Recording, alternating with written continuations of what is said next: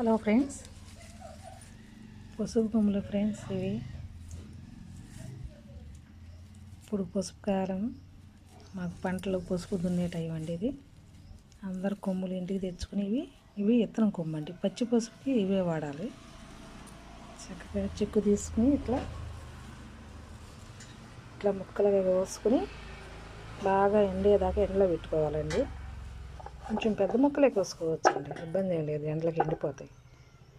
తర్వాత వీటిని బాగా నలగొట్టాలండి, అంటే కచ్చాపచ్చాగా నలగొట్టుకు మనం మిషన్ కాడించుకుంటారండి. చూడండి ఎంత పచ్చగా ఉన్నాయో, న్యాచురల్ అండి. మా చేయి కూడా చూడండి ఎంత పచ్చగా ఉందో.